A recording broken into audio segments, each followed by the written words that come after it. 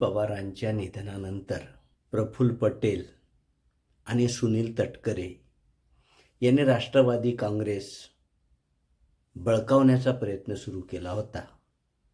या प्रयत्नाला पक्षातल्या अनेक आमदारांनी विरोध केल्यामुळे प्रफुल्ल पटेल आणि सुनील तटकरे यांनी नाईलाजास्तव सुनेत्रा पवार यांच्या नेतृत्वाला मान्यता द्यावी लागली.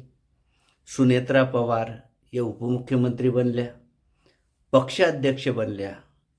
त्यानंतरही हा संघर्ष थांबायची चिन्हे दिसत नाही. कारण 29 एप्रिलला उपमुख्यमंत्री पक्षाध्यक्ष सुनेत्रा पवार यांनी निवडणूक आयोगाला एक पत्र पाठवलं आणि या पत्रामध्ये प्रफुल्ल पटेल यांची राष्ट्रीय कार्याध्यक्ष पदावरून हकलपट्टी करण्यात आल्याचं पत्र त्या ठिकाणी पाठवलेलं दिसून येतं. त्यानंतर हा जो संघर्ष आहे, हा संघर्ष तीव्र बनला. विधान परिषदेची राष्ट्रवादीच्या वाट्याला एक जागा कोणाला द्यावी याबाबत देवगिरी बंगल्यावर जी बैठक झाली, या बैठकीमध्ये देखील खडाजंगी झाली.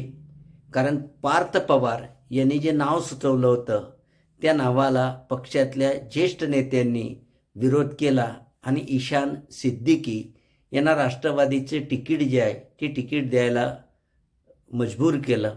त्याच्यानंतर हा संघर्ष इतका आता वाढलेला आहे की राष्ट्रवादी काँग्रेस या पक्षाने जी नवीन 22 लोकांची राष्ट्रीय कार्यकारिणीची यादी तयार केली आहे, या यादीमध्ये सुनील तटकरे असतील, प्रफुल्ल पटेल असतील, छगन भुजबळ असतील, हे जे राष्ट्रवादी काँग्रेसमधले जे ज्येष्ठ नेते आहेत त्यांचे नावं नाहीत.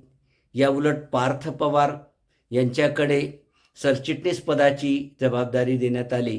जय पवार यांच्याकडे देखील महत्त्वाची जबाबदारी देण्यात आली. शिवाजी गर्जे हे राष्ट्रीय खजिनदार करण्यात आले.